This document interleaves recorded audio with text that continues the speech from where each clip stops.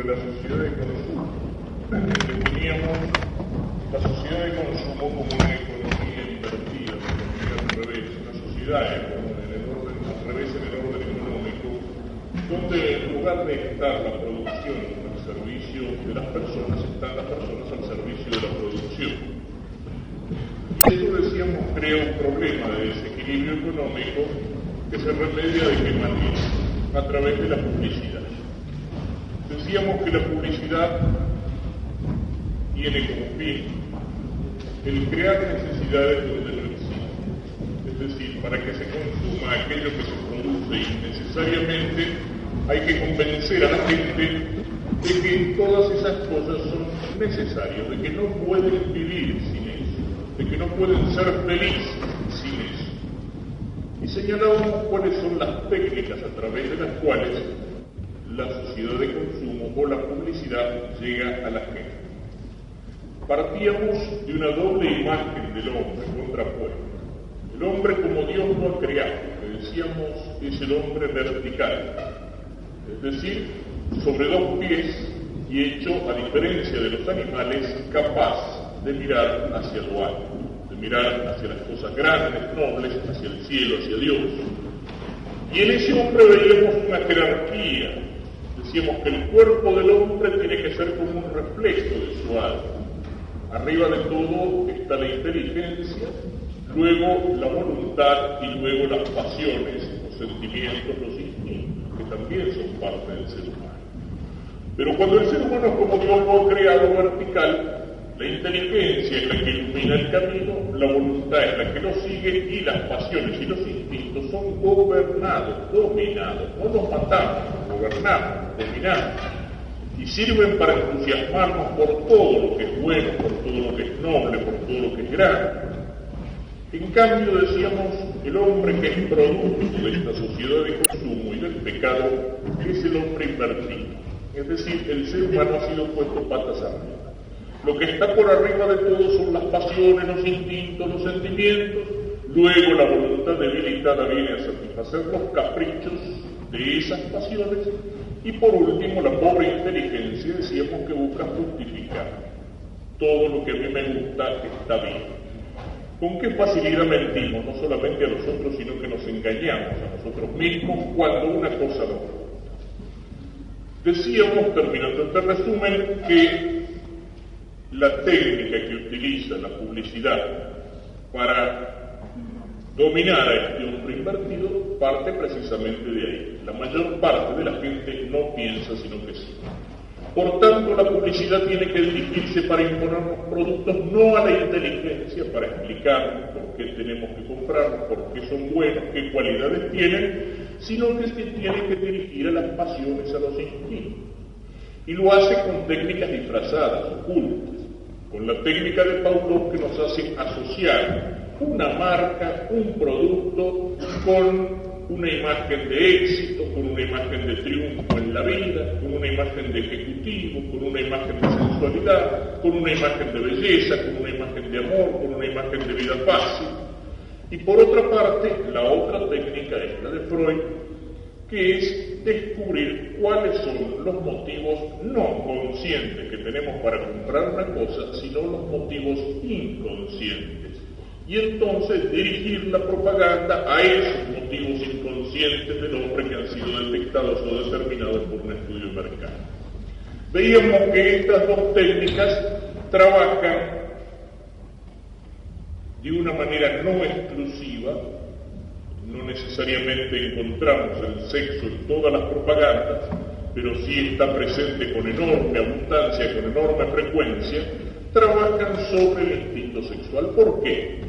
Porque, como lo señalábamos ayer, es uno de los instintos fundamentales en el ser humano. Es una de las inclinaciones fundamentales propias de nuestra naturaleza. Indicábamos que Alexis Carrel, el gran sabio francés, señala tres inclinaciones o instintos fundamentales: el de conservación de la propia vida, el de conservación de la especie, es decir, el instinto sexual, y el de superación espiritual, por el cual el hombre quiere ser más que hombre, es decir, tiene un instinto religioso, tiene un sentido de Dios. Pero el amor no es solamente instinto, si bien el instinto está presente. Y hoy vamos a tratar entonces de iluminar con una visión humana y cristiana lo que es el amor, lo que es el sexo y también cuáles son las principales deformaciones de esto que Dios ha hecho. En primer lugar, ayer hacíamos alguna referencia a esto. Yo les decía, a veces cuando los curas hablamos de esto, enseguida qué es lo que piensa. Claro, ya está para tener una visión negativa del sexo, para decir que todo lo que se refiere al sexo está mal, que es pecado, para darnos una visión amarga de la vida, para señalarnos que esto está prohibido, que aquello no se puede, que aquello, etc. Y decía que no, que precisamente si señalamos donde hay pecado, donde hay deformación, donde hay desorden, no es porque pensemos que el sexo o el amor sea una cosa mala, sino precisamente por todo lo contrario. Cuando la Iglesia señala el desorden, o cuando la Iglesia critica la pornografía o el destape o aquellas cosas que destruyen a la familia, no lo hace por pensar que el sexo, que el amor, que la relación del varón y de la mujer sea una cosa mala, sino todo lo contrario, porque está defendiendo el verdadero sentido del amor que va unido con el orden del sexo tal como está en la naturaleza del hombre. Por eso lo hace. Por eso la Iglesia le da tanta importancia al tema de la familia, que el Papa en cada uno de sus viajes, y yo creo que en cada uno de los lugares donde el Papa va, no deja de hablar con gran insistencia y con gran preocupación del tema de la familia. ¿Y por qué con preocupación? ¿Y por qué decimos que este tema nos preocupa? Porque hay una serie de síntomas que nos hacen ver que la familia está enferma. ¿Y qué pasa cuando la familia está enferma, cuando la familia está herida? Nosotros, como cristianos, como católicos, en nuestra visión de la sociedad, pensamos que la familia es la célula fundamental de la sociedad. Como un cuerpo está construido por células, se compone de células, la sociedad está compuesta de familias. Y con eso rechazamos algún día, si Dios quiere, el año que viene vamos a tocar algunos temas de doctrina social de la Iglesia y este tema de la familia desde ese punto de vista. Pero con esa visión, al afirmar que la familia es célula fundamental de la sociedad, la célula básica de la sociedad, rechazamos tanto una visión liberal e individualista que nos dice que la célula fundamental de la sociedad es el individuo, el ciudadano, como rechazamos una visión marxista que nos da como unidad fundamental de la sociedad las clases sociales en lucha dialéctica. Nosotros decimos que no es ni el individuo aislado, porque el hombre desde el momento de su nacimiento pertenece necesariamente a una familia, ni es tampoco la clase social en la cual se diluye, resultan absorbidos y borrados tanto los individuos como la familia. Y entonces el hecho de que la familia está enferma, de que haya familias que se destruyen, de que haya familias que se disgregan, de que haya elementos a través de los medios de difusión que destruyen y que ensucian y que basurean el amor, el respeto, la dignidad, el sentido del cuerpo en el hombre y en el de la mujer transformados, encarnadas en anzuelos publicitarios, el hecho de que se busque enfrentamientos generacionales entre hijos que no se consideran más comprendidos por sus padres y padres que no se consideran más comprendidos por sus hijos, el hecho de que se introduzca la división en la familia, etcétera, etcétera. ¿Qué pasa? ¿Qué pasa en un cuerpo cuando las células están enfermas? ¿Qué pasa en un cuerpo cuando las células empiezan a reproducirse de una manera monstruosa y desordenada? Ese cuerpo tiene un cáncer, está amenazado de muerte. Y eso es lo que pasa en una sociedad cuando la célula fundamental de la sociedad, que es la familia, está enferma. Esa sociedad está enferma, esa sociedad tiene un cáncer. Y si hay muchas cosas que nos preocupan en nuestra sociedad, en nuestra Argentina, en nuestra patria, si hay muchas cosas que no andan en el orden político, en el orden económico, en una serie de aspectos, una de las cosas que más nos tiene que preocupar, no porque sea la única, pero porque no es la menor, y yo diría es una de las más graves, es precisamente el hecho de que la familia está enferma. ¿Y eso por qué? Porque se ha perdido cuál es la visión que nos tiene que dar el orden natural y la visión cristiana de la familia. Y cuando eso se pierde, entonces las cosas empiezan a andar a los tiempos. Vamos a tratar de mirarlo necesariamente de una manera apretada, señalando los aspectos positivos y señalando las deformaciones. Y para esto vamos a partir, no en primer lugar de una visión católica, sino de la visión que nos da el mismo orden natural. Podría ser otra aclaración. A veces, cuando el sacerdote habla de este tema de la familia, ¿cuál es la primera objeción que aparece? Y bueno, pero el cura que sabe de esos círculos, si los curas no se casan. El sacerdote renuncia a la familia, entonces ¿cómo puede hablar de eso si no tiene experiencia? El que tiene que hablar de eso es el que tiene experiencia. Bueno, en primer lugar, lo más elemental que uno puede decir es, y entonces, qué sé yo, ¿cómo el médico puede curar esta enfermedad si nunca la tuvo? Tendría que tener, el médico tendría que haber tenido todas las enfermedades para curar. Y en segundo lugar, yo quiero hacer observar en esto una cosa. ¿Y las personas casadas tienen experiencia en matrimonio? Porque tener experiencia no es solamente vivir. Tener experiencia, hay gente que puede vivir 80 años y no tener ninguna experiencia, porque vuelve a meter la pata siempre en las mismas cosas, y a lo mejor ha vivido y no entendió para nada por qué ha vivido ni cómo ha vivido. Y eso es bastante frecuente. Por eso dicen a veces que la experiencia es lo más inútil que hay, porque el que la tiene ya no le sirve y los demás no le creen. O como decía alguno, la experiencia es un peine que nos regalan cuando nos quedamos pelados. Pero lo pregunto un poco en serio, ¿la persona casada tiene experiencia en matrimonio? Algunas sí. Hay matrimonios que verdaderamente conocen lo que es su vida matrimonial, pero normalmente son matrimonios que tienen principios humanos y cristianos y que tienen verdaderamente una formación. Pero si no, no. ¿Y cómo puedo decir yo esto? Que a lo mejor unas personas que llevan 20 o 30 años de casado y que tienen varios hijos, que no tienen experiencia de la vida matrimonial y que el sacerdote puede tener más. Sí, me animo a decirlo. ¿Por qué? Porque el sacerdote muchas veces tiene que tratar problemas matrimoniales. ¿Y saben qué es lo que pasa a veces? ¿Cuántas veces le cae al sacerdote un matrimonio y cae ella por un lado y cae él por el otro? Un matrimonio que anda en problemas. Y le explican al cura cómo andan las cosas.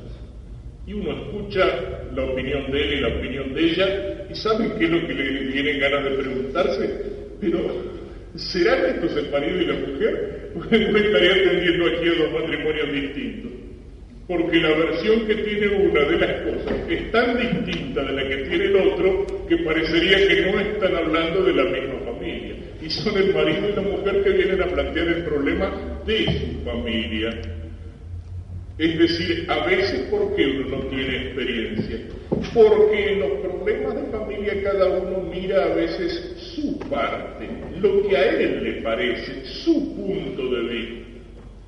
Y desde ese punto de vista uno encuentra a veces lo que les decía, personas que han vivido a lo mejor 30 años de matrimonio y que sin embargo no tienen experiencias fundamentales en el matrimonio. Es frecuente encontrar en el varón, por ejemplo, un desconocimiento de la psicología de la mujer en cosas que son elementales, en la diferencia de la psicología del varón y de la mujer.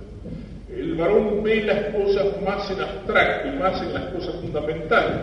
La mujer, que tiene mayor sensibilidad, ve con más fuerza los detalles concretos. Entonces, en el amor, en la fidelidad, yo lo del hombre la expreso. Recuerdo una película argentina en la cual salía el reo de la cárcel después de algunos años y se encontraba en el barrio con los amigos. Y los amigos medio bajaban la cabeza y le decían, che, disculpa, no te fuimos a visitar cuando estabas preso. Y el tipo decía, a los amigos se les pide que no traicionen y no que sean comedidos. Es decir, veía la amistad en una actitud fundamental más que en los pequeños gestos. En cambio, la mujer tiende a ver el amor más en los pequeños gestos que lo demuestran. Y eso aparece cuando en un juicio de divorcio el marido dice, pero ¿de qué te quejas? Si a ustedes yo hice que nunca les faltara nada, y me rompí el alma a trabajar, y nunca le faltó comida, nunca le faltó, ¿de qué te venís a quejar? Y la mujer le responde, me faltaba vos, me faltaba tu cariño, me faltaba tu respeto, me faltaba todo. Al hombre le parece que con ese, ¿qué te faltó? Si yo siempre trabajé para que ustedes tuvieran lo necesario, le parece a veces que ya está todo hecho. Y eso uno lo escucha a veces después de años de matrimonio, cuando una situación ha llegado a una crisis por falta de comprensión de detalles tan pequeños como eso. Por eso les digo que no solamente, que no es suficiente vivir una cosa para tener experiencia de la cosa, porque a veces el uno no entiende al otro, y cada uno lo mira desde un punto de vista tan parcial que en su mayor parte es falso. Y eso a veces pasa entre los padres y los hijos. Cuando los hijos dicen, mis padres no me comprenden, mis padres no me quieren, y cuando los padres dicen, ya no entiendo más a mis hijos y ya no sé qué hacer con ellos. Y no solamente eso, en un matrimonio que digamos verdaderamente se toma en serio y que se preocupa por los problemas de la familia y que lo conversa incluso con otros matrimonios para intercambiar experiencias. ¿Con cuántos matrimonios, entre qué grupo de matrimonios amigos se conversan estos problemas? 2, 3, 4, 5, media docena de matrimonios.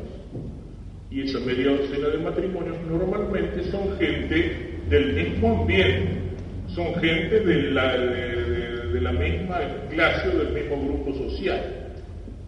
En cambio el sacerdote escucha en el secreto del confesionario y en la intimidad de la dirección al niño y a los padres, al varón y a la mujer. Y el sacerdote tiene que atender los problemas matrimoniales del matrimonio de profesionales cultos y del puestero que vive perdido en medio de la pampa o en medio del desierto. Escucha al pobre y al rico. Y por la dirección y por el confesionario y por el despacho del sacerdote pasan en pocos años cientos y a lo mejor miles de problemas familiares y matrimoniales como consuelo. En fin, discúlpenme, extendí un poco en esto, pero a veces uno tiene como que justificar por qué el sacerdote que no es casado habla de estos problemas. Si miramos entonces en el orden natural, ¿dónde lo encontramos? Bueno, como Dios creó las cosas. Dios creó al hombre, al ser humano, y Dios nos dice la Sagrada Escritura, lo creó varón y mujer. Ese es el orden de la naturaleza. Así son las cosas por la creación. Dios los hizo varón y mujer. ¿Y eso qué significa? Distintos. Físicamente distintos, psicológicamente distintos y al mismo tiempo complementarios. Y los creó el uno para el otro. Los creó varón y mujer. Y después dice la Escritura que Dios miró lo que había creado y vio que era bueno. Y cuando habla del día de la creación, donde crea el ser humano, dice, y Dios vio que era muy bueno. Esto ya lo señalaba ya. ¿Qué significa? Significa que el sexo, que el amor, que la atracción que siente el varón por la mujer y la mujer por el varón, que el amor entre los dos, que la unión entre los dos, no es algo malo, es algo bueno, es algo creado y querido por Dios. Y Dios, cuando lo creó, vio que eso era bueno, vio que eso era muy bueno. Ayer les señalaba cómo es un error el hablar, por ejemplo, de partes malas del cuerpo. Y decía que los órganos sexuales o genitales son tan creados por Dios como lo es la mano, el ojo o el cerebro. Y ayer les señalaba un poco irónicamente aquel comentario del diario La Razón donde decía después de un congreso de médicos católicos que los médicos católicos condenaban la drogadicción, el sexo y el aborto. El aborto y la drogadicción sí, pero no pueden condenar al sexo. Es algo querido por Dios porque Dios cuando creó al ser humano lo creó varón y mujer. Y cuando se dice que el hombre es imagen de Dios, el hombre es imagen de Dios así, como varón y mujer. El varón y la mujer juntos, los dos representan, reflejan mejor la imagen de Dios que cada uno de ellos por separado. La reflejan con mayor perfección. Y por eso Dios hizo. Dios no hizo las cosas malas. Todo lo que Dios ha creado, Dios lo hizo bueno. Dios no ha hecho cosas malas. Las criaturas de Dios son todas buenas. Lo que pasa es que nosotros podemos usar mal de las cosas que Dios ha hecho buenas, y cuando nosotros usamos mal de esas cosas, nosotros las estamos ensuciando, las estamos profanando de alguna manera. Y eso es el pecado, usar mal las cosas que Dios hizo buenas. ¿Un cuchillo es una cosa mala? No, un cuchillo es utilísimo. ¿Cuántas cosas en la vida uno hace con un cuchillo? Desde cortar la comida, desde trabajar, pero uno puede usar un cuchillo para matar a otro.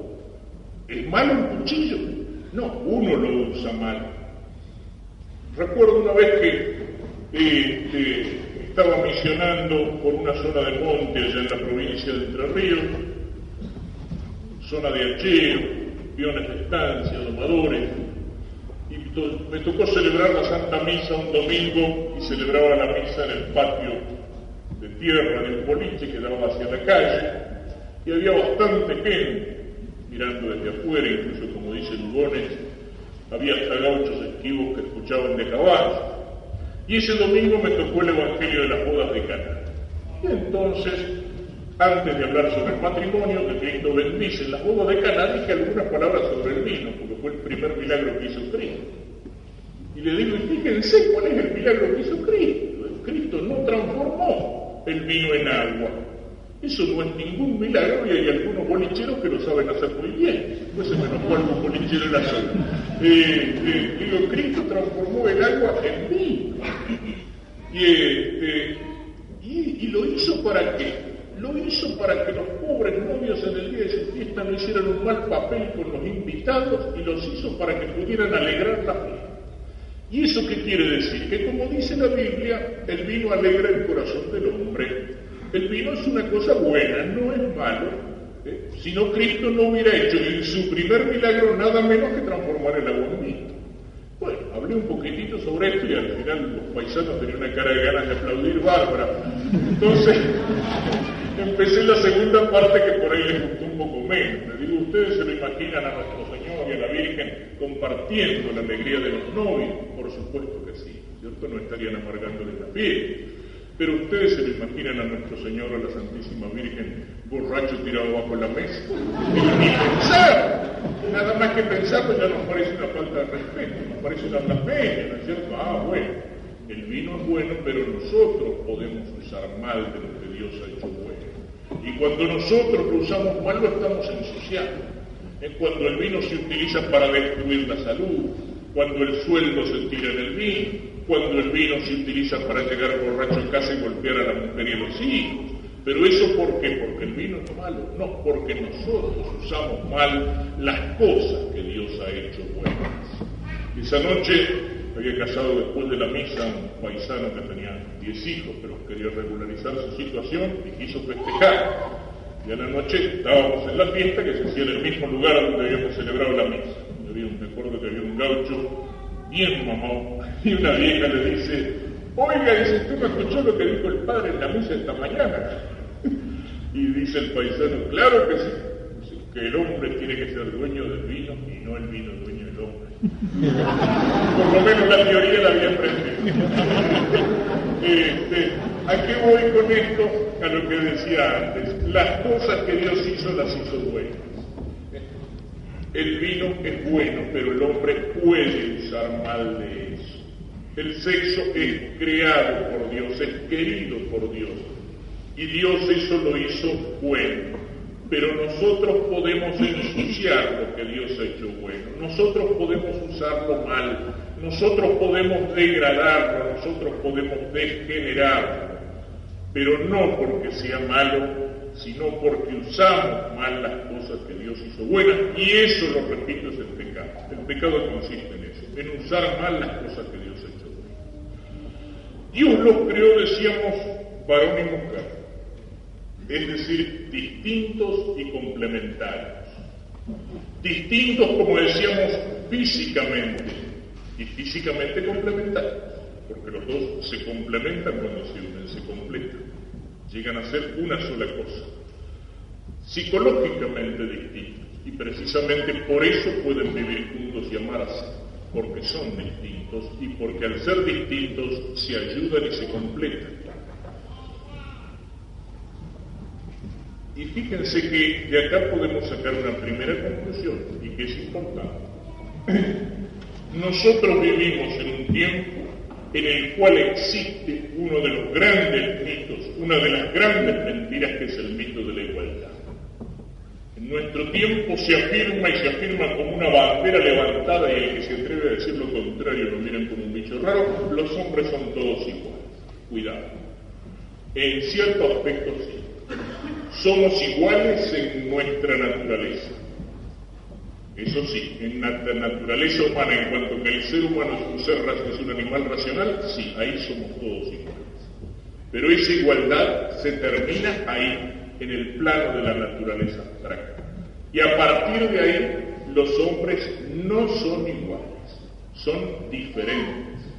Y la sociedad existe porque los hombres son iguales, pero existe también porque los hombres son diferentes. Es tan elemental esto, debería ser tan evidente, que no entiendo cómo lo natural parece lo contrario. No lo entiendo. El mito de la igualdad, la mentira de la igualdad.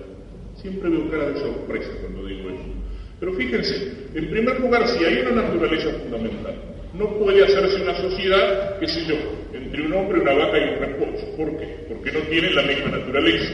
Una sociedad se hace entre seres humanos. Ahí está la igualdad fundamental. Pero tampoco se puede construir una máquina con todas piezas iguales, con todos engranajes iguales. Una máquina se construye porque las piezas son distintas y entonces se complementan y se ayudan. Un cuerpo existe porque la mano es distinta del ojo, y el ojo es distinto del pie, y el estómago es distinto del cerebro. Porque los miembros del cuerpo son distintos, es posible el cuerpo. Y la sociedad es posible porque sobre esa igualdad fundamental los hombres son diferentes, y al ser diferentes no son iguales, son desiguales. Y esto es tan elemental que si uno llega a un pueblo y se le descompone el auto y pregunta en la entrada al pueblo: dígame, hay un mecánico por acá, hay 3 mecánicos en el pueblo, ¿cuál es mejor? No se nos ocurre pensar que son todos iguales.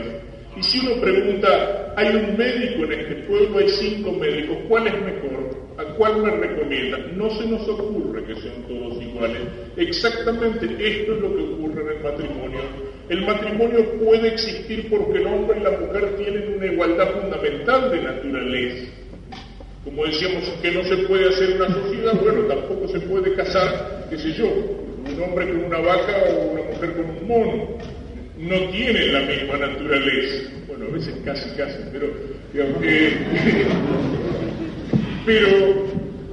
pero al mismo tiempo pueden unirse y formar la familia, porque el hombre es distinto de la mujer y la mujer es distinta del hombre.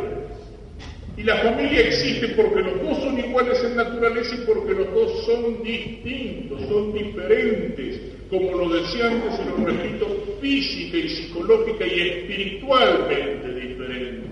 No es la misma la forma de vivir la fe, la religión, hasta las cosas de Dios que tiene el hombre y que tiene la mujer, porque son diferentes. Y entonces esto nos lleva a señalar la mentira de esa igualdad que consiste en una especie de nivelación. La mentira de esa moda de nuestro tiempo, que es una moda degradante, que es la moda del unisex, que piensa que la dignidad del varón, y sobre todo porque a veces lo que aparece en la reclamación de igualdad son los llamados movimientos de liberación femenina, es un gran disparate, es una gran mentira. La dignidad de la mujer no está en ser una mala copia del hombre. La dignidad de la mujer no está en hacer las cosas que hace el hombre. La dignidad de la mujer está en ser verdadera y plenamente mujer, como la dignidad del hombre está en ser no un hombre afeminado, sino un hombre que es plenamente hombre. Es decir, cada uno ser lo mejor posible dentro de aquello que Dios le dio y utilizando los talentos que Dios le dio. Y eso no va contra la dignidad del hombre ni va contra la dignidad de la mujer. Precisamente lo que va contra la dignidad tanto del hombre como de la mujer es querer igualarlos, nivelarlos, es hacerlos una cosa idéntica, no solamente en las cosas fundamentales, sino hasta en las cosas secundarias, hasta en las cosas accesorias, lo que uno encuentra en tantos lugares que uno ve que van caminando juntos una parejita por la calle y uno a veces ya no sabe más quién es quién. Incluso por la forma en que se visten, por la forma en que se mueven, por la forma en que llevan el pelo, por los colores que usan. Cuando se llega a eso es porque hay algo que no funciona. Esa igualdad es una igualdad falsa, es una igualdad mentirosa. Dios los creó distintos y complementarios y pueden amarse, unirse, ayudarse y ser una sola cosa porque son distintos. Y los creó el uno para el otro. Y aquí tenemos un punto que es central para entender el sexo y para entender el amor. El sexo encuentra su canalización en el amor, en la relación de uno al otro, del varón a la mujer y de la mujer al varón. El sexo exige fundamentalmente una relación a otra persona, y una relación que si es amor, tiene que ser una relación desinteresada. Ayer decíamos que el amor no es solamente sentimiento, y definíamos el amor con las palabras del viejo Aristóteles, que decía, amar es querer el bien del otro. Santo Tomás distingue entre dos tipos de amor que llama el amor de concupiscencia y el amor de benevolencia. El amor de concupiscencia, ¿qué es? Es como decir, qué sé yo, que yo amo una cosa porque la quiero para mí. Cuando uno dice, qué sé yo, me gusta, no sé, esta comida, o sea, me gusta cualquier cantidad de los chivitos, sí, de los asados. O sea, no es porque yo ame desinteresadamente a los chivitos, sino porque los quiero para mí. Y a veces eso pasa entre las personas. Uno le llama amor a lo que no es amor, sino a lo que es egoísmo. Creo que amo al otro, pero en el fondo lo que quiero es que el otro me quiera a mí. Entonces me estoy amando a mí mismo y mi amor pasa a través del otro sin que le importe nada del otro y vuelve a mí mismo. Eso es el amor de concupiscencia. En cambio, el amor de benevolencia, benevolere, querer el bien, es amor desinteresado. Y el sexo precisamente encuentra su canalización en el amor y se canaliza verdaderamente cuando el amor es de benevolencia, cuando es amor desinteresado, cuando quiere el bien del otro, cuando se preocupa por el otro más que por uno mismo, entonces lo ama. Si yo me preocupo más por mí mismo que el otro, ese amor no es verdadero. El sexo encuentra su canalización ahí, ¿por qué? Porque el hombre y la mujer fueron creados el uno para el otro. El sexo dice una relación al otro. Por eso, lo señalo también al pasar, es un desorden, y la Iglesia lo señala como pecado, la masturbación, que consiste en buscar el placer sexual en el propio cuerpo. Es un desorden. ¿Por qué? Porque entonces, en lugar de utilizar el sexo como algo que se canaliza desinteresadamente hacia el otro, se está cerrando sobre sí mismo egoístamente. Y entonces, cuando el sexo se limita a eso, a la búsqueda del placer solitario en el propio cuerpo, uno está en una actitud no de amor, sino en una actitud egoísta, está usando mal esa capacidad de amar que Dios le dio, está usando exclusivamente como una búsqueda de placer aquello que es simplemente un medio para realizar el amor en la relación a otra persona. Y en esto son distintos y complementarios, son el uno para el otro. También nos está señalando una cosa: se completan o se complementan perfectamente cuando son dos, es decir, un hombre y una mujer.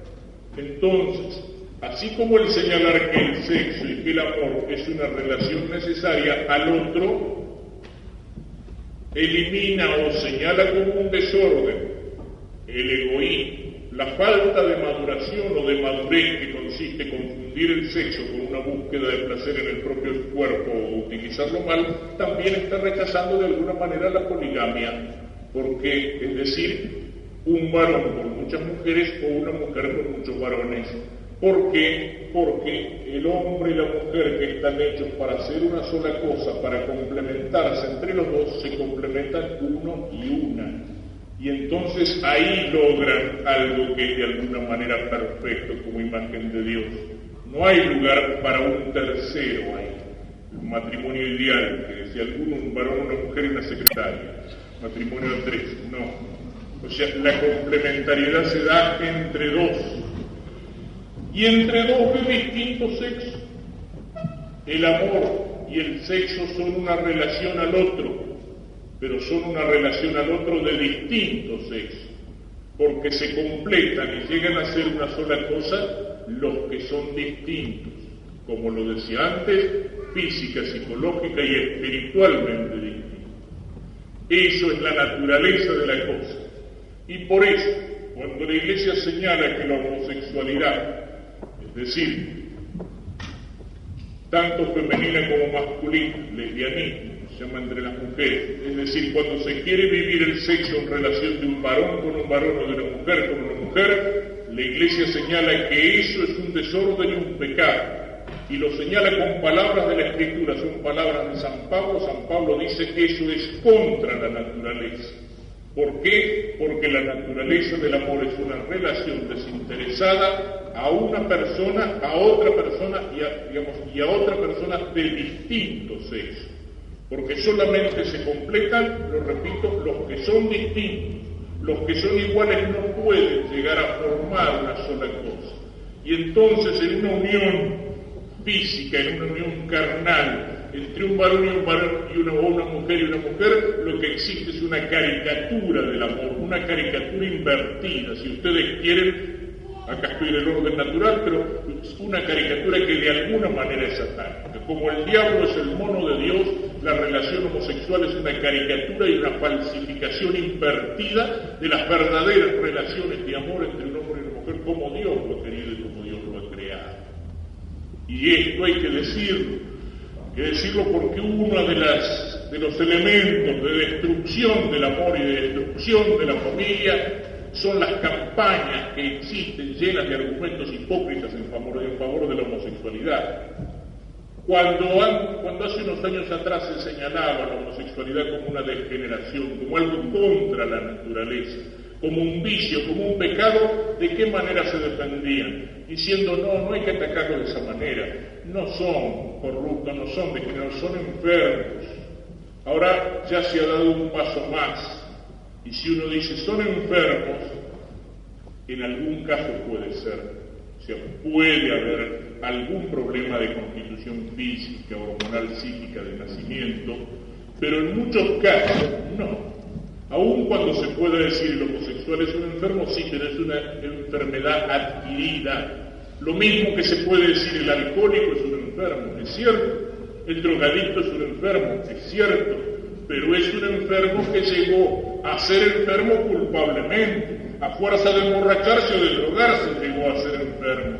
Habitualmente ni el alcohólico nació alcohólico ni el drogadicto drogadicto. Es un enfermo, sí, pero es un enfermo que tiene una responsabilidad en su enfermedad. Aunque ahora haya que enfocarlo no como un culpable, sino como un enfermo y tratar de ayudarlo para curarse. Lo mismo pasa con la homosexualidad. Las prácticas homosexuales, sobre todo en la primera juventud, crean una inclinación desviada, crean una inversión psicológica y terminan por producir algo que es un enfermo. Pero actualmente los movimientos de liberación gay, la comunidad homosexual argentina y todos esos grupos que andan por ahí no admiten ni siquiera eso. Y si uno dice son enfermos, dice no son enfermos, es normal. Y buscan justificarlo por argumentos pseudocientíficos, de los cuales el más divertido que he leído es uno que decía no existen dos sexos. Eso es un disparate. Existen 218 sexos caracterizados en dos grupos fundamentales. Es decir, que con un argumento de ese tipo ¿a qué iba? Bueno, si en vez de dos sexos son 218, quiere decir que tenemos el varón, la mujer, y después descendiendo. El varón que tiene un 95% de varón, el que tiene un 80%, hasta llegar a las mujeres, a una cosa ahí medio indefinida. Entonces ya bueno, este pertenece al sexo número 218, entonces es normal que la relación se dé con otro que pertenece al sexo 217. O sea, se busca, digamos, cualquier tipo de argumentación para... Y no solamente eso, porque en un momento dice, bueno, defender la dignidad. Es cierto, a veces puede ser que uno enfoque estos temas o que uno sienta... Uno a veces se encuentra acá tan dolorosos en esto, que uno sienta cierta repugnancia o que se manifieste a veces cierto desprecio, cierta burla. Bueno, eso creo que a veces no corresponde. Muchas veces precisamente cuando uno conoce la tragedia como la conoce el sacerdote, sabe cuánto sufrimiento y cuánto dolor puede haber detrás de situaciones de él, y en ese sentido se puede hablar de que merece respeto, hasta ahí sí. Pero después de pedir respeto, ¿por qué se empieza? Se empieza por considerar que no solamente no es un pecador, ni un degenerado, ni un enfermo, sino que es el único tipo normal. Y eso aparece como uno de los lemas de los movimientos homosexuales. Yo elegí mi sexo y usted, ese es uno de los lemas. Es como diciendo, yo elegí libremente mi sexo, es decir, soy un tipo piola y superior. En cambio, usted es un pobre infeliz que se conforma rutinariamente con el sexo que Dios le dio desde el momento de su nacimiento. Entonces, ya ahí hay más. O sea, el que es normal aparece como un infeliz. Ahí me hace acordar, leía una vez en una revista de la colectividad alemana que salía en Buenos Aires, La Plata Ruf, el caso de un señor ya grande que se había presentado en Alemania en la oficina de migración y que quería irse del país. Y el empleado medio curioso, bueno, un hombre ya grande, ya viejo, que a esta edad quiere emigrar, va a cambiar toda la vida, irse a un país distinto. Y le pregunta, discúlpeme, dice, ¿por qué se quiere ir? Empezar de nuevo la vida cuando usted ya la tiene hecha. No, ¿sabe qué pasa? Dice, en tiempo de mi abuelo, aquí en Alemania la homosexualidad tenía pena de muerte. Dice, en tiempo de mi padre iban a la cárcel. Dice, cuando yo era joven, bueno, lo multaban. Dice, ahora lo han hecho libre. Me quiero ir antes que sea obligatorio.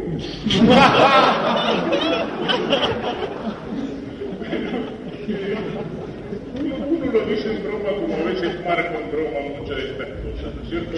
Pero es cierto, detrás de estas cosas, detrás de las cosas que se exigen como un derecho para alguna persona, al final terminan queriendo imponerlo como una obligación.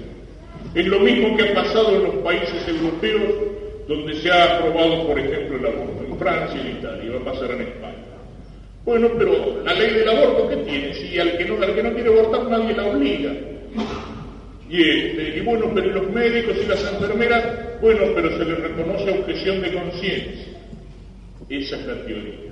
Después, en la práctica, en Italia y en Francia, donde se ha aprobado la ley del aborto, ¿qué pasa? Como son muchos los médicos que tienen objeción de conciencia, y son muchos los porque no quieren violar su juramento, y son muchas las enfermeras y personal sanitario que tienen objeción de conciencia, entonces ¿qué? Entonces empiezan a presionar.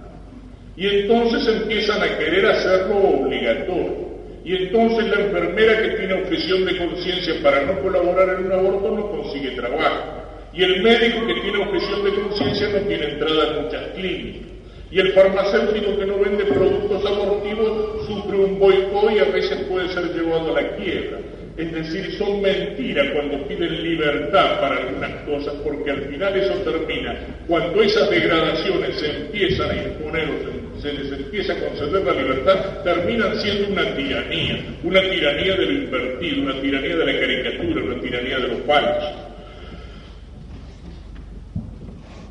Entonces, varón y mujer, distintos y complementarios, el uno para el otro de distinto sexo, porque sólo así se logra la perfección en una unión de amor. Donde se ha intentado, y algunos lo sostenían, psicólogos y algún sacerdote europeo medio disparatado, no, a los homosexuales hay que recomendarles un matrimonio entre ellos, porque es preferible eso y no que anden buscando programas por ahí. Esos matrimonios no funcionan. Duran un tiempito y después se transforman en una convivencia egoísta donde se toleran y cada uno empieza a buscar por otro lado su diversión.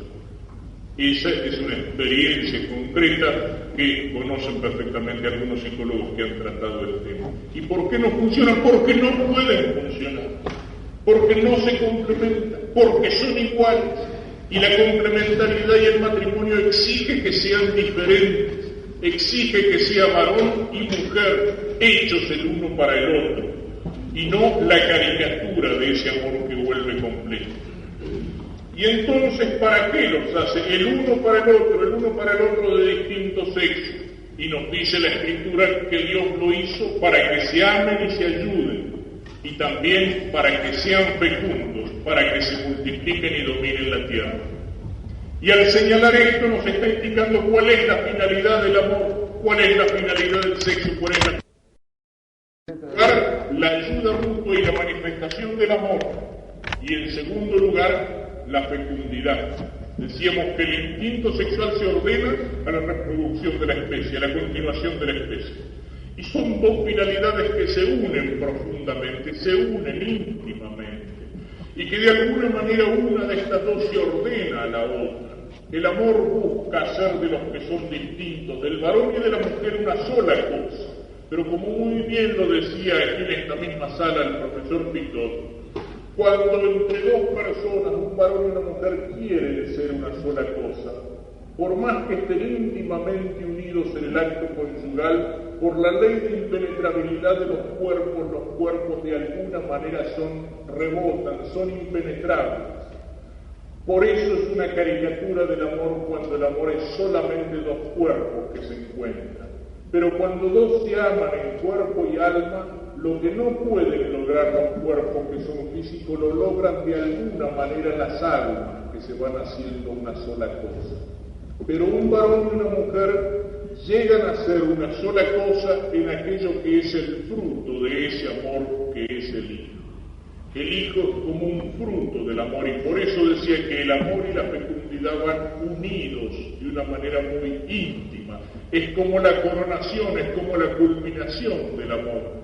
Porque en el Hijo el Padre y la Madre llegan a ser verdaderamente uno. En ese Hijo en el cual cada uno ha aportado un 50%, y en el cual lo que aportó el Padre y lo que aportó la Madre han construido un nuevo código genético que nos está indicando la existencia de una persona distinta que debe al Padre y a la Madre el 50%. Y en el Hijo ese amor se hace definitivo. Y aunque después señalaré algo de ese tema, lo indico ya aquí. Un hombre y una mujer pueden separarse, pero no pueden cortar el Hijo por la mitad y llevarse cada uno el 50% a la casa. Y el Hijo entonces nos está indicando que en esa separación hay algo que es falso, hay algo que es mentiroso, porque donde ese amor que quería ser uno, llegó a ser uno en el Hijo, ese amor de alguna manera es definitivo. Hay algo que no es revocable, hay algo que no se puede volver atrás, y está ese fruto del amor que es el Hijo. Y eso se da en el amor, y eso se da en el sentido que encuentra el sexo en la unión del hombre y la mujer. Y por eso nos dice el Papa en su encíclica La Familiares Consorcio, como lo decía Pablo VI en la Humane Vitae, que estos dos fines están íntimamente unidos y que se expresan en el acto conyugal, y que el acto conyugal por el cual se unen el varón y la mujer para hacer una sola carne es al mismo tiempo unitivo y procreador, es decir, que une en el amor y que se orienta de alguna manera a la fecundidad, aunque no todo acto sexual tenga que ser necesariamente fecundo. Y es como un lenguaje que tiene un doble significado. Cuando se usa correctamente del sexo, el doble significado es algo que tiene que permanecer. Y precisamente toda una serie de degradaciones por una vertiente o por otra se producen cuando en el amor y cuando en el matrimonio y cuando en el sexo se separan el amor y la fecundidad. Y se puede separar eliminando una de las dos cosas o la otra. A veces aparece separado la fecundidad del amor en su manifestación directa, en ese acto por el cual el hombre y la mujer llegan a ser una sola carne. Y por ese lado tenemos todo un campo del cual lo más conocido son los experimentos que han llegado a la comunicación de la vida mediante la fecundación artificial fuera de la mujer en aquello que se llama el bebé probeta. Pero ese campo, o sea, esa fecundación artificial in vitro, es solamente un aspecto de un campo que abre posibilidades tremendas, y digo tremendas en el sentido de aterradoras. El campo de la ingeniería genética es actualmente, no porque sea algo malo de suyo, hay trabajos en ingeniería genética que son maravillosos.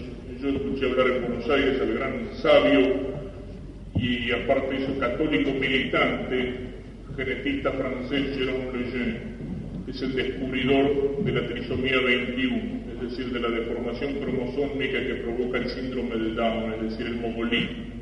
Y no solamente lo ha descubierto, sino que él está trabajando en ingeniería genética porque sostiene que tomado temprano se puede llegar a curar. Y él está buscando descubrir la forma de intervenir genéticamente para curar el mogolismo tomándolo temprano. Eso es un uso maravilloso de la ingeniería genética. Pero al lado de ese uso hay cientos de experiencias que se están haciendo que hacen que esa ingeniería genética, es decir, que ese trabajo sobre las células germinales y sobre la unión de esas células sea algo tan peligroso en el campo del microcosmos como es la energía atómica en el campo del macrocosmos. Hay novelas de ciencia ficción como Un mundo feliz de Huxley que ha anunciado posibles usos de la ingeniería genética por mucho tiempo y cómo se puede llegar a una tiranía a través de la fabricación de seres humanos en serie. Experimentos que se realizan, por ejemplo, para ver la posibilidad de superar la barrera específica. ¿Qué significa eso? De producir humanoides, es decir, un ser que venga de un hombre y de un animal, o sea, de un ser humano y de un mono, por ejemplo. Y esto que yo digo, bueno, pero eso es una cosa de ciencia ficción. Eso está, por ejemplo, en un libro de Flechter, Ética del control genético, cuyo prólogo lo escribe un genetista norteamericano, premio Nobel, un tal Joshua Lederberg.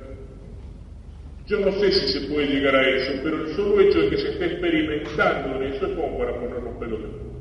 Como el solo hecho de que se experimente en la fecundación clónica, es decir, en producir una criatura de la cual todo el capital genético es aportado solamente por un varón o solamente por una mujer, mediante la inserción de una célula no sexual en el núcleo vaciado de un óvulo femenino, por lo cual esa criatura sería una reproducción exacta del padre-madre o de la madre-padre. Cómo se puede trabajar y se estudia sobre el óvulo para producir divisiones artificiales de un óvulo fecundado y crear gemelos en serie, etcétera, etcétera, etcétera. Es decir, que esa fecundación in vitro, que a veces uno tiende sentimentalmente a decir, bueno, pero tienen derecho a tener un hijo si no hay otro camino, es algo que abre terreno para un campo de experimentación y de manipulación del hombre que es 1000 veces más peligroso de todo lo que decíamos ayer acerca de la propaganda. ¿Y eso por qué? Porque se ha separado aquello que en la naturaleza está unido, el amor y la fecundidad, para buscar una fecundidad que no está directamente unida al amor, y al revés, cuando se separa el amor de la fecundidad. Entonces, el sexo se transforma en un uso egoísta, cerrado a la comunicación de la vida y con mucha facilidad se degrada por el camino de la mera búsqueda de placer. Esto también es difícil decirlo, porque la mentalidad de nuestro tiempo es una mentalidad que rechaza la vida. La mentalidad que se va creando en nuestro tiempo es una mentalidad anticoncepcionista. Y mientras más se insiste, incluso en los ambientes católicos, en que la función del hombre, en una teología del trabajo, en mejorar el mundo, en transformar la creación, en colaborar con la obra creadora de Dios, y precisamente donde un hombre y una mujer en el plano natural son más íntimos colaboradores de Dios creador que cuando están transmitiendo, comunicando la vida a un nuevo ser humano. No hay ningún trabajo, ni en la ciencia, ni en la industria, ni en ningún otro campo de la producción humana que asocie al hombre y a la mujer tan íntimamente con la obra creadora de Dios como en la comunicación de la vida. Y sin embargo en esto existe una mentalidad antinatalista, una mentalidad de rechazo de la vida, donde hay un tremendo hedonismo y un tremendo egoísmo. Yo sé que hay muchos problemas, y problemas que muchas veces son reales, que pueden ser problemas de salud, que pueden ser problemas psíquicos, que pueden ser problemas económicos. Yo sé que hoy las casas cada vez se hacen más para que allí exista una familia que no pueda tener muchos hijos. Yo sé que para los recién casados que viven en un departamentito y si viene otro hijo, ¿qué hacemos? ¿A dónde lo metemos? ¿En el placar? Es cierto que hay muchos problemas que hacen cada vez más difícil la comunicación de la vida, pero también es cierto que existe mucho egoísmo. También es cierto que muchas veces se cambia un hijo por alguna comodidad material, por cambiar el auto, por un televisor en colores. También es cierto que muchas veces ya desde antes del matrimonio, en esas reuniones que hubo despedida, en vez de hablar de los hijos que van a venir, se habla de cómo se va a hacer para que los hijos no vengan. Y sin pensar, digamos, o con total indiferencia si un método respeta el orden natural puesto por Dios en la naturaleza, o no lo respeta, o lo violenta, o lo viola. Y por ese camino se llega no solamente al rechazo de la vida en el anticoncepcionismo, sino que por ese camino se llega incluso, como lo decíamos ayer, hasta el crimen en el aborto. El profesor Lejeune que mencioné recién estuvo entre los 5 científicos de fama mundial que fueron consultados hace 3 años atrás por el Senado norteamericano. Y la pregunta del Senado norteamericano decía a estos 5 sabios mundiales: ¿en qué momento se puede hablar de que comienza la vida humana? Y los 5 respondieron: la vida humana comienza en el momento de la concepción. Hasta no hace muchos años eso se discutía. Hoy, por el descubrimiento que hace Crick de los ácidos que forman el código genético, eso es totalmente indiscutible. Desde el primer momento en que un óvulo es fecundado, allí existe una vida humana y esa vida no es la del padre ni es la de la madre. La comparación que le he escuchado a un médico en el Congreso en Buenos Aires, él decía, es como cuando uno tiene un globo desinflado y en el globo existe allí un punto negro que no sabemos qué es. Y después cuando lo vamos inflando, ¿qué pasa? Ese punto negro va tomando forma y aparece un dibujo o aparece una leyenda. Exactamente lo mismo pasa con el ser humano. El doctor Lejeune utiliza la imagen o la comparación de un cassette. En el cassette ya está toda la música, basta ponerlo en el grabador y a medida que corre el cassette esa música va saliendo, pero la música ya estaba allí. Ya está el hombre programado desde el primer momento de la concepción. Y lo que interrumpe esa vida es un crimen, es un asesinato, y es la peor forma de asesinato porque es el asesinato de un ser inocente, de un ser indefenso, pero no se habla de eso, no hablan de eso la inmensa mayoría de los que hacen cáscara con los derechos humanos, no hablan de eso los que en un pacifismo total quieren rechazar toda forma de guerra, y sin embargo, y eso está estadísticamente mostrado, en Estados Unidos, en más de 150 años que han corrido desde la independencia, en todas las guerras, desde la guerra de la independencia hasta la guerra del Vietnam, pasando por Corea y por 2 guerras mundiales, los que murieron en la guerra son una cifra menor de la que en 2 años se produce de víctimas a través del aborto en los Estados Unidos. Y sin embargo, nadie habla de eso. Se habla del crimen de la guerra. Esto lo decía cuando la guerra de las Malvinas. Los pobres muchachitos que están allí de 18 años. Hace poco me lo decía el capitán Robache, de navío, que fue jefe de la infantería de marina en Malvinas. Y donde él estaba, los ingleses no pudieron pasar. Tuvieron que buscar por otro lado donde se había escapado un regimiento, los detuvo, los enfrentó, incluso luchó cuerpo a cuerpo. Mis soldaditos tenían 18 años también. No es cuestión de edad, sino que es cuestión de ideal, de formación, de entrenamiento y de tener un jefe adelante. Pero bueno, todo el sentimentalismo que se hizo con eso, el muchachito de 18 años tenía un fusil en la mano y tenía un rosario en el cuello. Y en muchos casos sabían por qué pelear. En cambio, esa criatura inocente que se destruye en el vientre de la madre no tiene ninguna defensa posible. Y en la guerra de las Malvinas las madres y las esposas tenían el rosario en la mano y rezaban por la persona querida que estaba ausente. Lo sé porque lo que me tocó en mi capellanía en la guerra fue uno de los aspectos más dolorosos. Y tuve que ir en varias ocasiones para hacer el aviso a las viudas de nuestros pilotos de Fuerza Aérea, en 5 ocasiones. O sea, sé lo que era ese dolor y cuánto coraje había detrás de eso. Pero allí la madre rezaba por el hijo ausente, por el hijo en peligro. En cambio, en el aborto la madre se transforma en asesina. Y el médico en la guerra se juega la vida para ayudar, para curar a un herido, propio o del adversario, pero se juega la vida para hacerlo. En cambio, el médico en el aborto está traicionando el juramento hipocrático que él hizo, que él prestó cuando se recibió de médico y en el cual se comprometía a respetar la vida desde el momento mismo de la concepción. O sea, esto es lo que pasa cuando se separan en esa manifestación del amor y en esa manifestación, en esa canalización correcta del sexo, cuando los que Dios hizo distintos y complementarios se unen para hacer una sola cosa y se unen para expresar el amor y se unen de una manera tal que ese acto está abierto, es decir, no cerrado artificialmente a la fecundidad.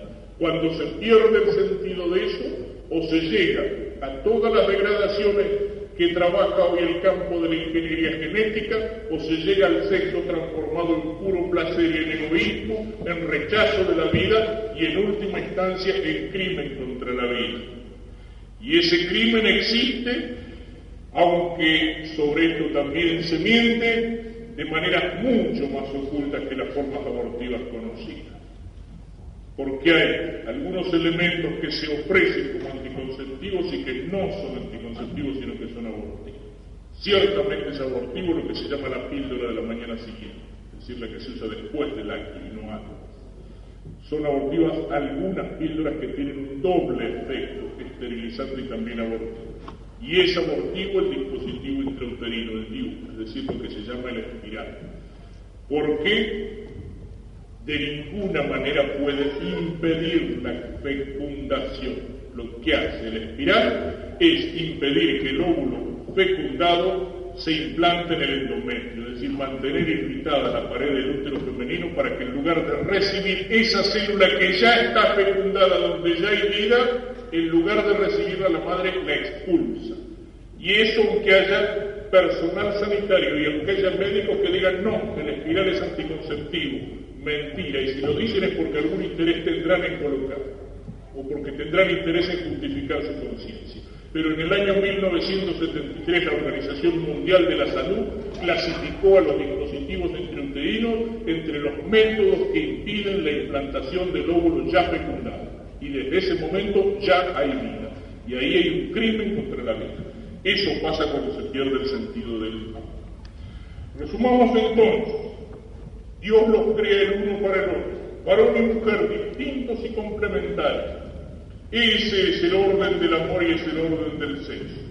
Ni cerrarse egoístamente sobre sí mismo, sino abrirse al otro de distinto sexo, para llegar a ser una sola carne y un solo espíritu, en el amor, y de alguna manera abierto, porque es amor a la comunicación de la vida, donde ese amor encuentra su fruto o su culminación.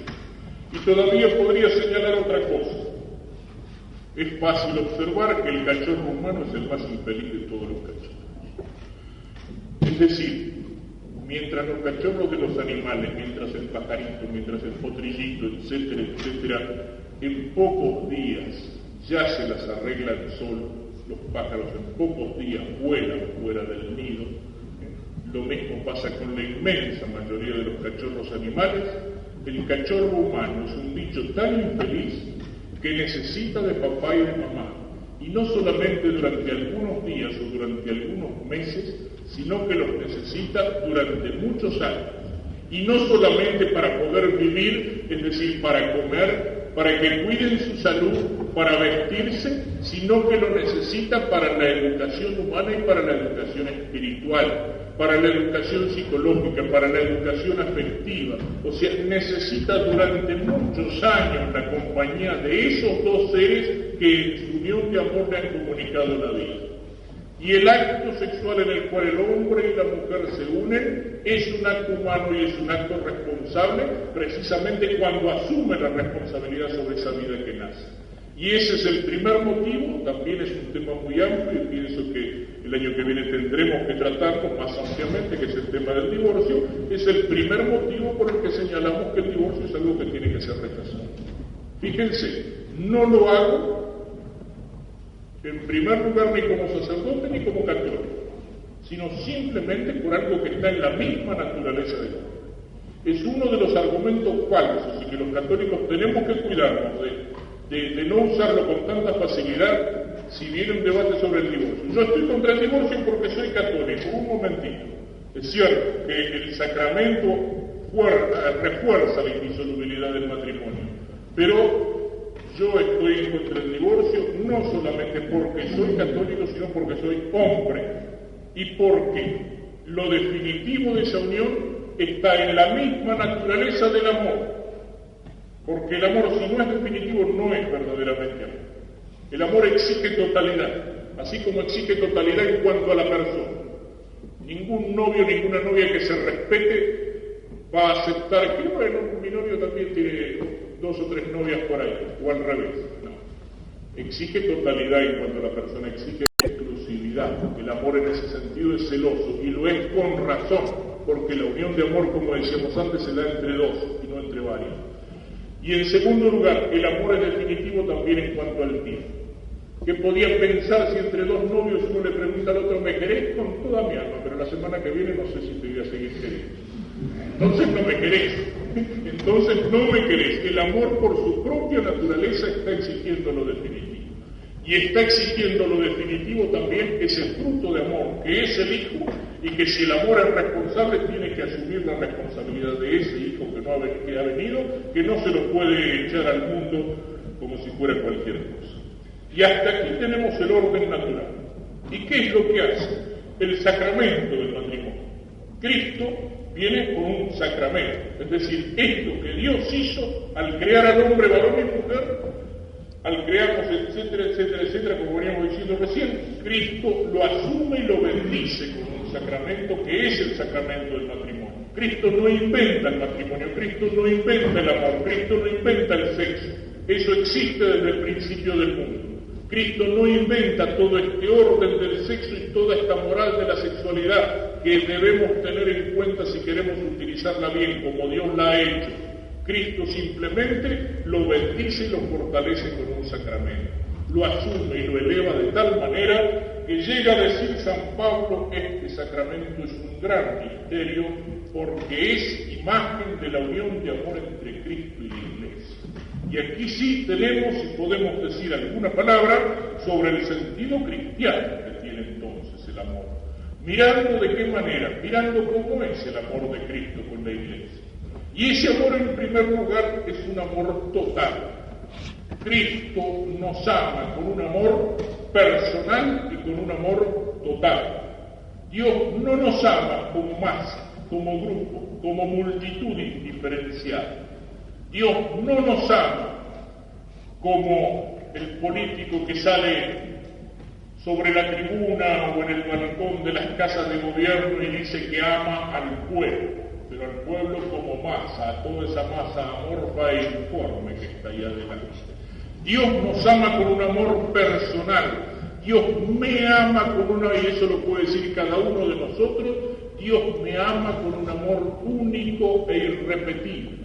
Así como no hay dos seres humanos que tengan la misma impresión digital, no hay dos seres humanos a los cuales Dios los ame exactamente con el mismo amor. Cada uno de nosotros es un proyecto único, irrepetible, distinto y totalmente original del amor de Dios.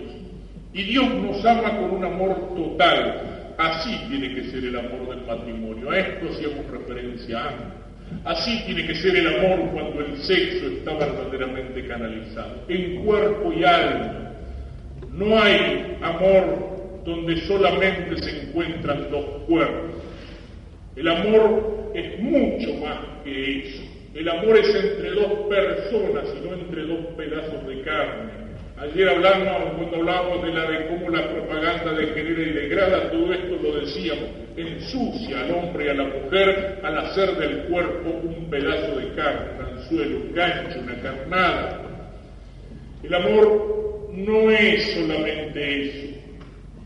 Si uno solamente ama los cuerpos, no está amando a las personas. Y aparte de eso, los cuerpos tienen la desventaja de que cambian, de que se gastan. Si uno se enamora solamente de las formas bonitas, cuando las formas cambian, ¿qué pasa? Si el amor estaba solamente en las formas, ese amor se derrumba con el cambio de las formas. Si un muchacho se enamoró de una chica porque tenía una hermosa forma de guitarra, y en un momento la forma de guitarra se fue transformando poco a poco en la forma de un barril, el amor se transformó. Y lo mismo pasa al revés. Lo mismo pasa al revés. O sea, si el amor está solamente en los cuerpos, por eso no es cierto aquello que se dice a veces, amor a primera vista. No. A primera vista puede existir un impacto, puede existir, si me perdonan la expresión, calentura a primera vista, pero eso todavía no es amor. Que de ese primer encuentro, de ese primer impacto, puede nacer un amor, sí, pero el amor no es solamente el encuentro de dos cuerpos. Cuando en un acto sexual se unen un hombre y una mujer y cada uno utiliza al otro como un pedazo de carne para un rato de diversión o de placer, ese acto, aunque físicamente sea un acto conyugal de dos personas, es una masturbación entre dos, porque cada uno está usando al otro como un pedazo de carne, y eso no tiene nada que ver con el amor. El amor es una cosa mucho más seria. Qué lindo es cuando uno encuentra a veces esas parejas de esposos, esos viejitos, que uno los ve juntos y dice la gente, se quieren como si fueran novios. Mentira. Se quieren mucho más que si fueran novios. Y sin embargo ese amor no necesita de todas las expresiones y de todas que necesita el amor de los novios. Y sin embargo allí los cuerpos ya no tienen más atractivo ni belleza.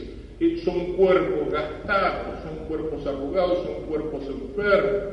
Pero ¿qué pasa allí? Que ese amor ha llegado a ser un amor en cuerpo y alma, de tal forma que son las almas las que se han ido penetrando.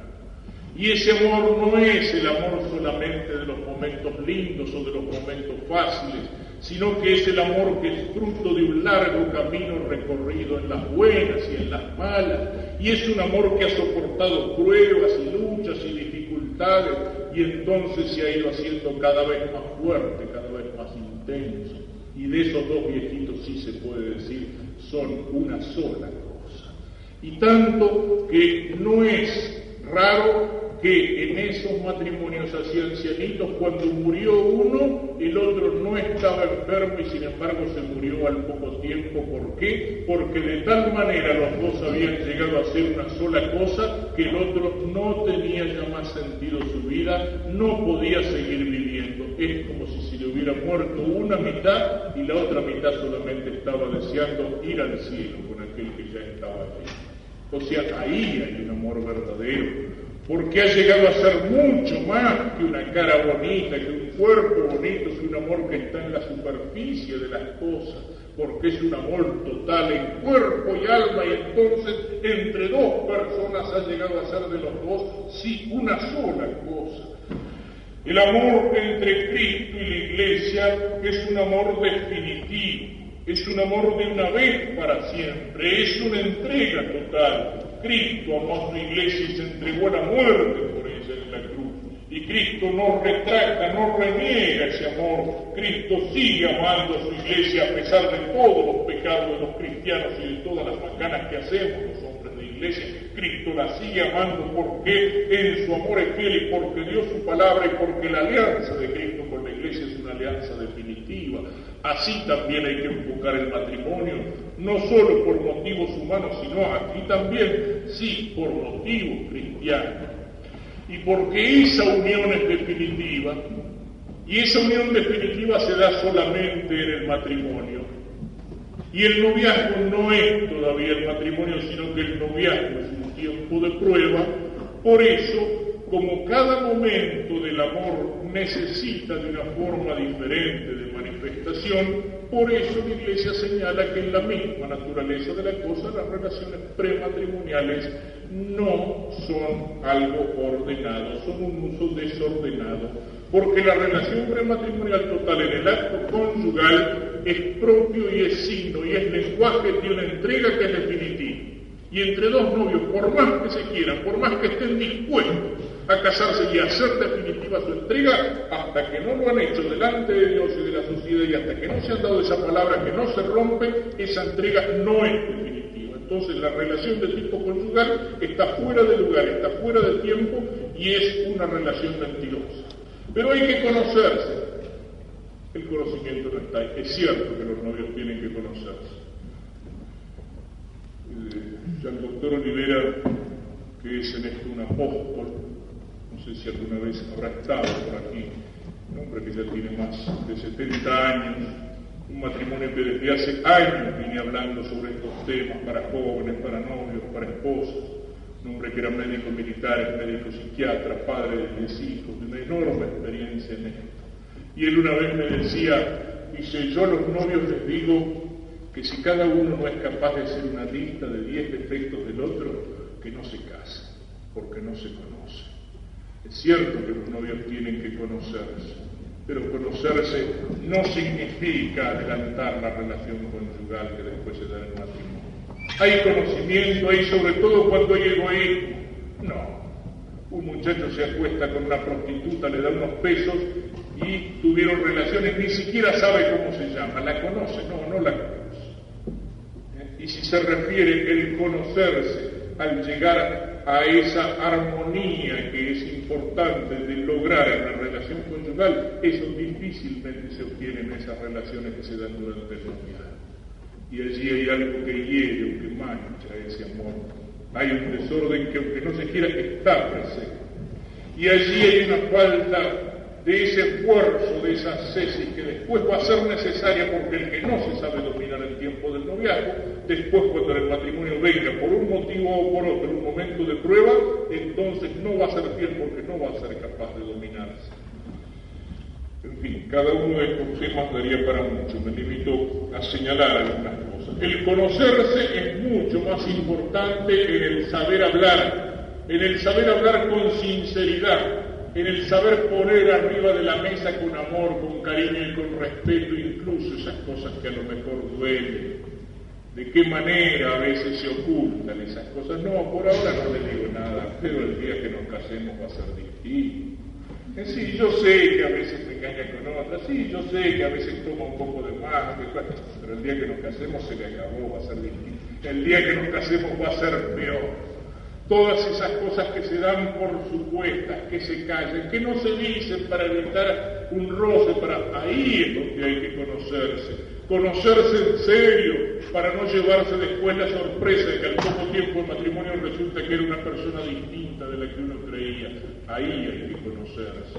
Pero ese conocimiento es algo personal, relación de persona a persona, es algo mucho más serio y profundo que algo que nace de la pasión o del instinto y que se justifica después con un montón de excusas.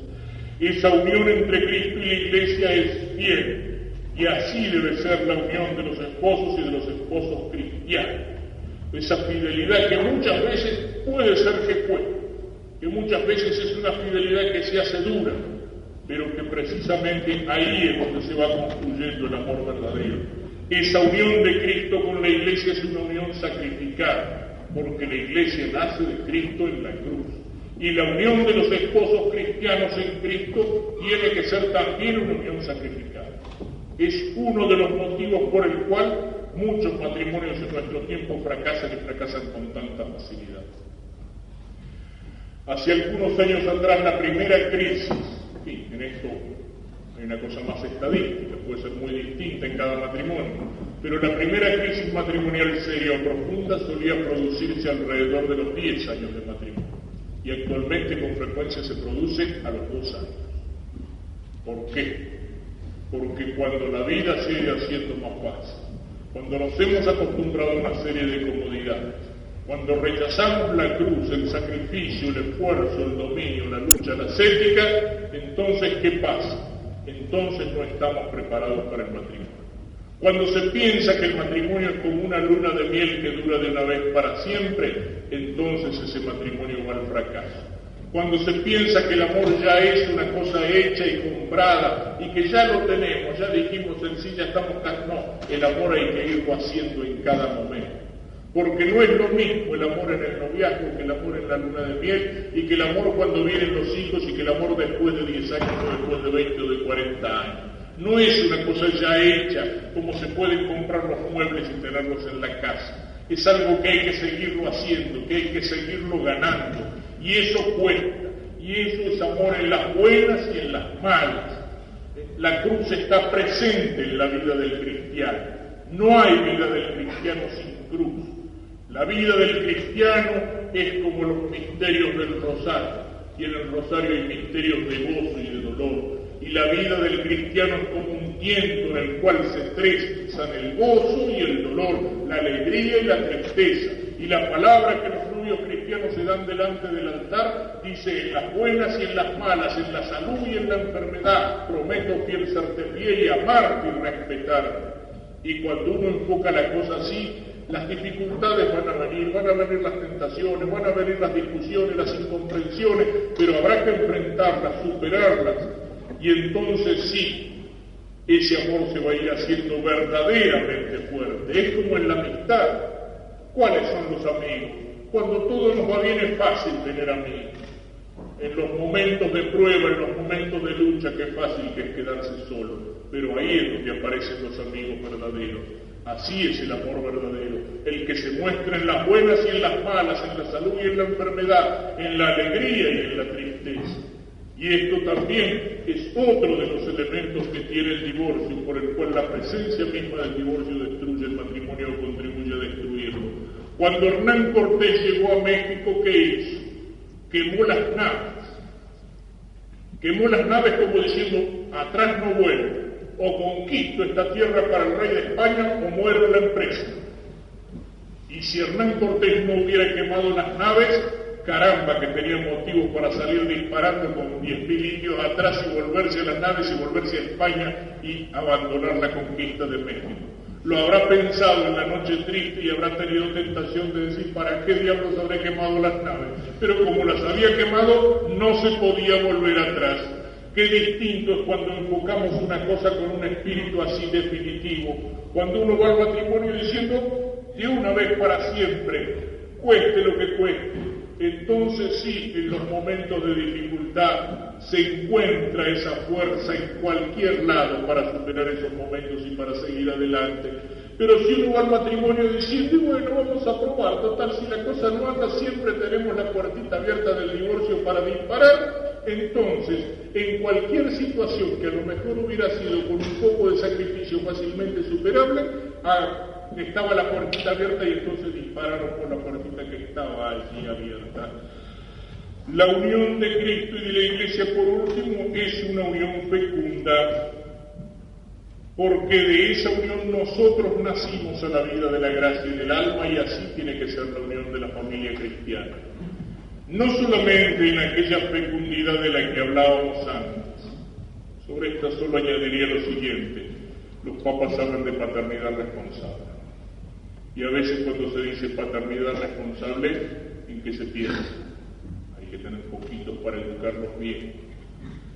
Aquel famoso Robledo Puch, ya hace unos años atrás, aquel que había matado a un montón de gente y todo el muchachito era hijo único. O sea, no necesariamente el poquito se educa bien.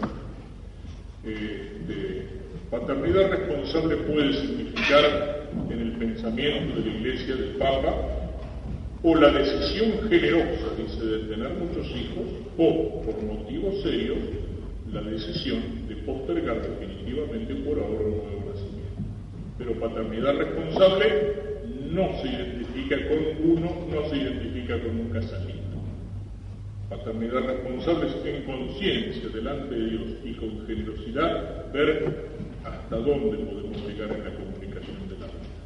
Y en la educación de los hijos, La familia numerosa, aquello que llaman socialización, es decir, la adaptación social, la adaptación en la sociedad, se da mucho mejor en la familia numerosa, incluso a través de todas esas cosas que son pequeños sacrificios, del tener que compartir una habitación, del tener que usar las cosas del hermano mayor, de la responsabilidad que tienen los hermanos mayores cuando tienen que cuidar a los menores. Recuerdo en Paraná una vez fue el profesor Caturelli con su señora, fue para dar una conferencia sobre temas de educación, y después de la conferencia le preguntaba a una señora: dígame, profesor, usted dijo en la conferencia así de paso que tenía 8 hijos, y si veo que usted está aquí con su señora, dice, ¿cómo hace? Dice, porque nosotros en casa tenemos 2 y nunca podemos viajar a ninguna parte. Y Caturelli le dijo, precisamente por eso, porque tengo 8.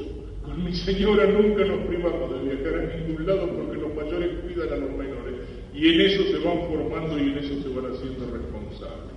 Pero la familia cristiana es fecunda también sobrenaturalmente, porque en una familia cristiana los padres tienen que preocuparse no solamente de que los hijos nazcan y que crezcan y que estén sanos y que no les falte comida o qué vestirse, sino que tienen que preocuparse que nazcan y crezcan como hijos de Dios, como cristianos, que vivan en la vida de la gracia. Que esa semilla de la vida cristiana que recibieron en el día del bautismo no se muera allí por la sequía, por la falta de agua, sino en regar esa semilla, en preocuparse por la educación religiosa de los hijos. No solamente hijos para la familia, ciudadanos para la patria, sino hijos de Dios para la iglesia. Y por eso los padres antiguos llamaban a la familia pequeña iglesia, porque allí es donde crece la primera semilla de la vida cristiana. Y los padres son los primeros apóstoles y son los primeros catequistas de sus hijos. Y lo primero que se recibe es lo que queda para toda la vida. Eso no lo reemplaza el catecismo. Los padres no pueden sacarse de encima la cosa diciendo, bueno, yo lo mando al chico al catecismo, yo lo mando a la parroquia, yo lo mando a un colegio religioso. El catecismo, el colegio, la parroquia ayudan, pero las primeras raíces sólidas de una vida cristiana tomada en serio son las que se recibieron en la casa, en la familia, cuando el niño aprendió a rezar, mientras aprendía a hablar, o incluso antes de aprender a hablar, la madre le enseñaba a hacer la señal de la cruz. Cuando la madre le iba diciendo aquellas palabras, o cuando el padre, sobre todo en los hijos varones, porque la responsabilidad de la educación cristiana es de los dos, de la madre y del padre. Y a veces precisamente los varones tienden a decir, bueno, no, como a veces piensan la religión está bien para los chicos, está bien para la señora, no, yo cumplo porque mando a los chicos y la patrona a misa. No, sobre todo para los hijos varones el primer testimonio es el testimonio del padre. Si lo sabrán los seminaristas o si hay catequistas aquí, cuando se está preparando a los chicos para la primera comunión y entonces uno invita a una reunión de los padres de los chicos que van a hacer la primera comunión, parecería que son todos hijos de madre viuda o de madre soltera, porque en la reunión vinieron todas las madres y después un padre que anda así perdido como turco en la neblina, bendito entre todas las mujeres y sin saber qué es lo que está haciendo eso. ¿Por qué? Porque el padre piensa, no, es la cuestión de la religión, sí, para la mujer, para el chico, pero para mí no. Sobre todo delante de los hijos varones, es la responsabilidad del padre con la palabra y con el ejemplo la que tiene que hacer crecer la semilla de la fe, la de los dos, del padre y de la madre. Y esa primera semilla, nadie reemplaza esa primera educación. Y para esto podemos concluir señalando lo siguiente. Cuando una familia cristiana está fundada así, cuando tiene toda esta visión del amor, este orden del amor y del sexo, que no es un instinto loco o suelto, cuando se sabe que ni el hombre ni la mujer han sido creados para ser como una mariposa que pasea de rama en rama o como dos animales que se cruzan en medio del campo, cuando sabe que este amor humano es un amor que tiene una bendición divina para que sea total en cuerpo y alma, amor entre dos personas y no dos egoísmos que se encuentran, cuando se sabe que este amor tiene que ser fiel y que es definitivo y que es sacrificado y que es fecundo, entonces este amor está fundado no solamente sobre la arena movediza de las pasiones que se agitan en ese corazón del hombre que es como una veleta que cambia con todos los vientos, sino que, como dice el Evangelio, está fundado sobre la roca que es Cristo. No es la casa fundada sobre arena movediza, sino fundada sobre la roca.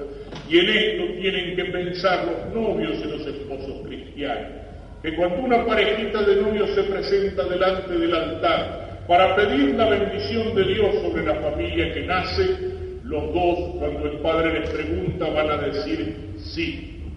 Es fácil decir que sí con la lengua. Salen de la iglesia, tocan la marcha nupcial, qué lindo, ya están casados. Bueno, después hay que seguir diciendo que sí, todos los días, en el trabajo, en la oficina, en la fábrica, en el campo, en la ciudad, en la escuela, en el trabajo con los hijos, en el trabajo en la cocina, en los momentos lindos y en los momentos difíciles hay que seguir diciendo que sí, que sí, que sí. Y ese sí es el que cuesta. El otro, el que se dijo con la lengua, ese es fácil, pero después hay que decirlo con la vida, y eso no es tan fácil. Pero ese es el que vale, el que viene a confirmar con la vida el sí que se dijo con la lengua.